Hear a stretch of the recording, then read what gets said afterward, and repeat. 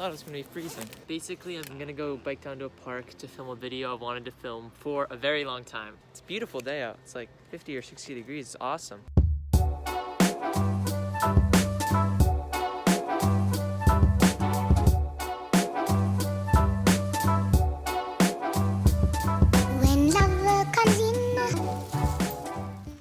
For today's video, I'm going to be doing a tech review of the DJI Mavic Mini.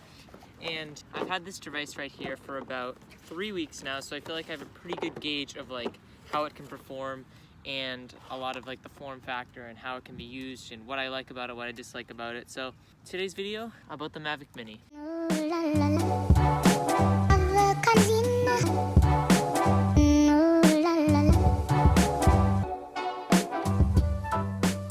So when reviewing the Mavic Mini, I'm going to talk about a couple things that kind of make this drone worth buying. Go over a couple different topics. The first of which is the cost of this drone.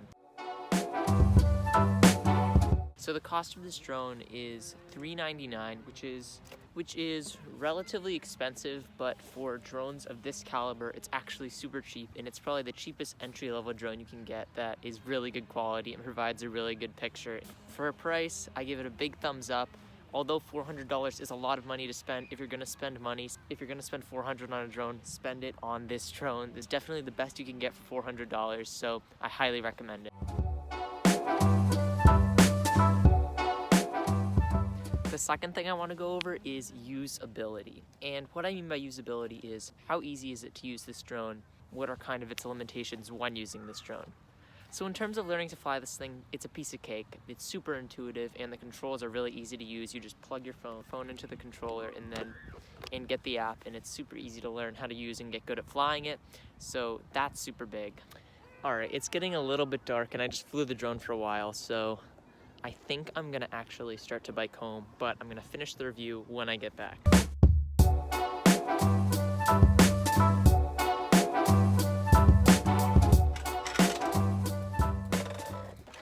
And let's continue talking about the usability of the DJI Mavic Mini.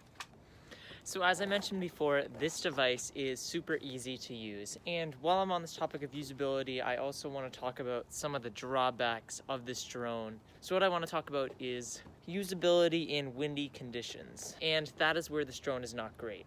And it makes sense. This drone is only 249 grams. It is not a heavy drone.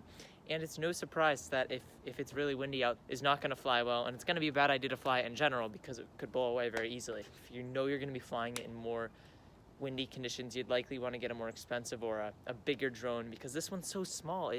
It's a super small drone that you're not going to really be able to use when it's windy, which kind of stinks, but it makes sense given the size. This drone can be used in most circumstances you need a drone for. It can't fly as high as some other drones. It can't fly as far as some other drones. It can't fly in as windy conditions as other drones. But for an entry-level drone, this drone can do everything you need to do for the most part.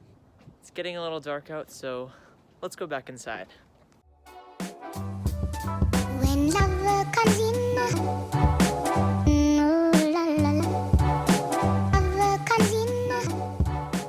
so the third thing I want to talk about is the size of the drone. This is the big differentiating factor of this drone specifically, is its size. It's called the DJI Mavic Mini. It is the smallest drone DJI sells. The point of the drone is for it to be a compact drone that can take really good video. So if we take a look at the drone, it is very tiny. It is the size of my hand.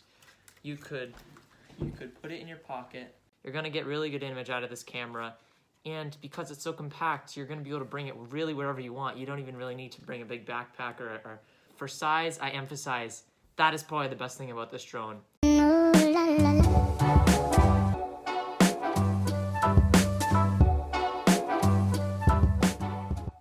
Now let's talk about the camera. When using a drone, the point is to kind of use it as a flying camera. And I'm using it to get more cinematic video. The camera is really important. In fact, it's probably the most important thing about this drone. And the camera on this, for its price, is fantastic.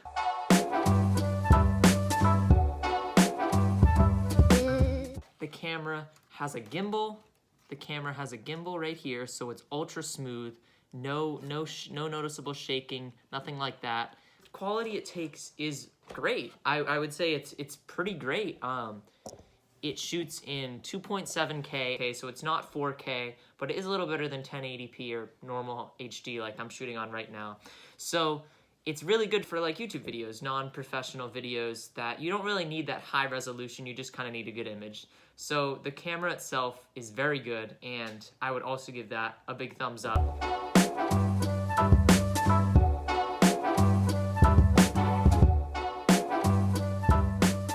So now the conclusion, which is who should buy this drone, should you buy this drone, and just kind of the final thought. For who should buy this drone, I think anyone who's a beginner who wants a high quality drone that they can shoot video on for whatever they want to make, YouTube videos, videos for a company or advertising on a small scale, whatever it may be.